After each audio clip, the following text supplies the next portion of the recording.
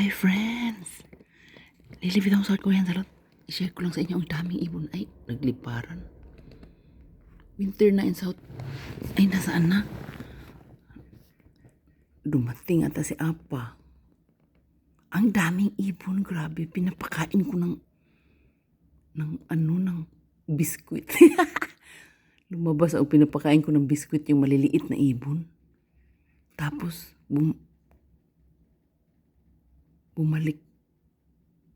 Tapos dumating yung malalaki. Ayun, ang ganda ng kulay, no? Nakita mo? At naman tong ni Apa, araro ni Apa. Teka lang. Kasi dalawa itong salamin eh.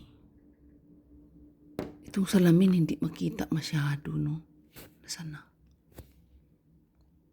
Winter, friends, in South Korea. Winter.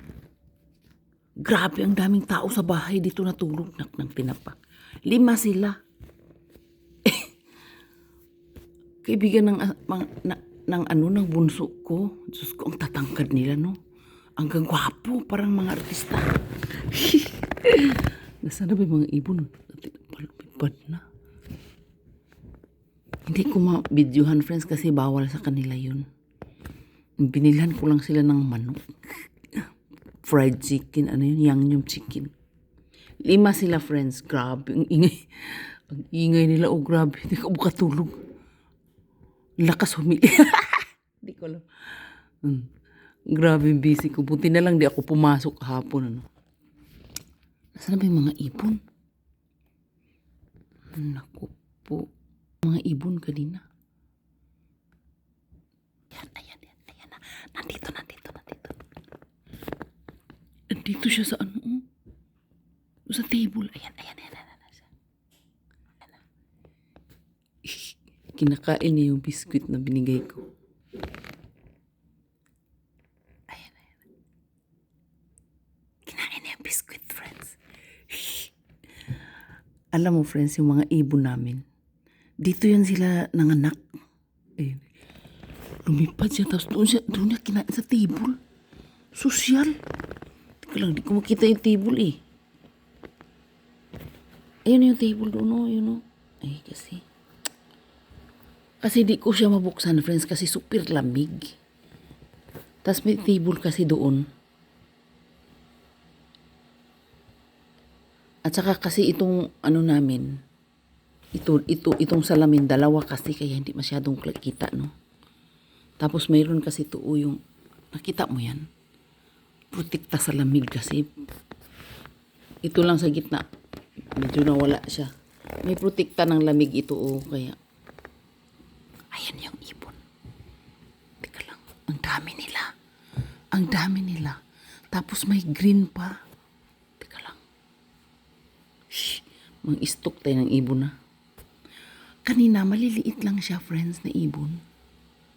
Ayan yun, nandun sa sanga. Ito talaga, adik sa biskuit, Balik-balik siya sa biskuit. Nasarapan. Kasi made in the Philippines ang biskuit.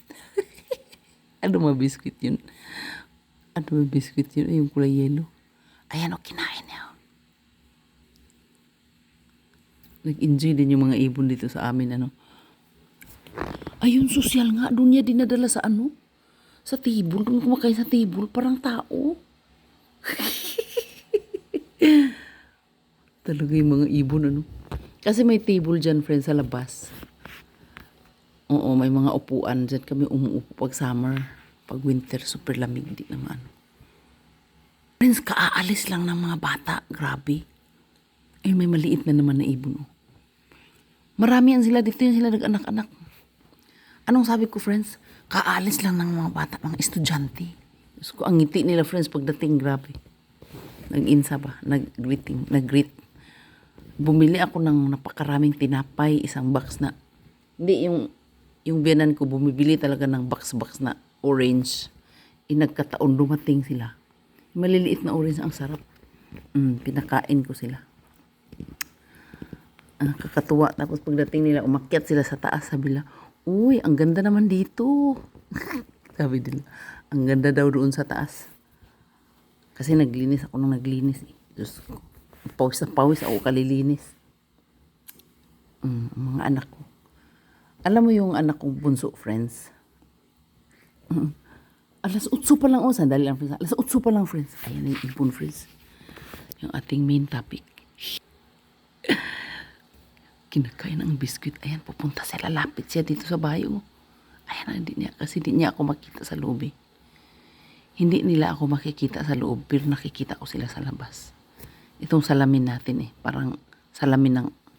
Maganda itong salamin na to eh. Ayan, ang dami nila, friends. Oh. Anong sabi ko, friends? Yung mga bata, nakakatuwa talaga sila. Ang gwagwapo nila, friends, promise. 5 sila. Eh yung umakyat sila sa taas na nandoon ang daming picture tong bahay namin eh. Para tong ano, friends eh. Parang sinihan. Tuwan-tuwa sila nanonood ng mga picture ng anak ko. Oh. Doon po yung picture namin mag-asawa. Ang daming picture. Enjoy lang sila doon. Anong date ngayon, friends? Hindi ko alam anong date ngayon eh. 16 yata ngayon.